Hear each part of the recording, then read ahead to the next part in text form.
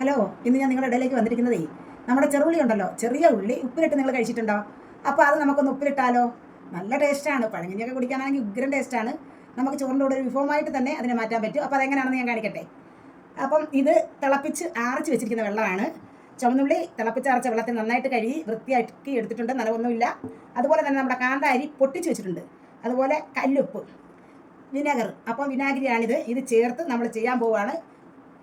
ഇപ്പം നിങ്ങളൊന്ന് നോക്കിക്കോണം എങ്ങനെയാണെന്ന്. ആദ്യം നമ്മൾ ഉള്ളി വാരി നമ്മുടെ ഭരണിയിലോട്ടിടുക. ശേഷം കാന്താരി ഇടുക. അതിനുശേഷം കല്ലുപ്പിട്ട് കൊടുക്കുക. അതിനുശേഷം തിളപ്പിച്ചരച്ച വെള്ളം ഒഴിച്ചു കൊടുക്കുക. ഉള്ളിയുടെ നിരപ്പിൽ ഇത്രയാകാൻ പാടുള്ളൂ, ഈ നിരപ്പിൽ കിടക്കണം. ഇനി ഇതിനകത്തോട്ട് നമ്മൾ വിനാഗിരി ഒഴിച്ചു കൊടുക്കണം. വിനാഗിരി പുളി വേണം ഇച്ചിരി, എങ്കിലേ ഇത് കൊള്ളാവും. നമ്മൾ ഉപ്പിലിടുകയാണ്, അന്നേരം പുളി വേണ്ടേ. അപ്പോൾ ഇത്ര വിനാഗിരി മതി, ഒഴിച്ചു കൊടുത്തിട്ടുണ്ട്. 2 ആഴ്ച ഇങ്ങനെ നമ്മളിത് അടച്ച് വെച്ച് കഴിയുമ്പോഴേക്കും നല്ല ഈ ഉള്ളിക്കകത്ത് ഈ ഉപ്പും വിനാഗിരി എല്ലാം കൂടെ പിടിച്ച് എന്താ ടേസ്റ്റ് എന്നറിയാവോ.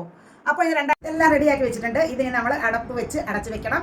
അപ്പോൾ 2 ആഴ്ച കഴിയുമ്പോഴേക്കും ഇതിനകത്ത് ഉപ്പും മുളകും അതുപോലെ തന്നെ വിനാഗിരി എല്ലാം നന്നായിട്ട് പിടിച്ച് നല്ല സൂപ്പറായിട്ടിരിക്കും. ഇനി 2 ആഴ്ച കഴിയുമ്പോഴേക്ക് ഇതുമായിട്ട് ഞാൻ വരാം. അപ്പോൾ ഒരു പഴങ്കഞ്ഞിയായിട്ട് നമുക്ക് കഴിക്കാം. ഇനി കാണുമ്പോഴേക്കും ബൈ.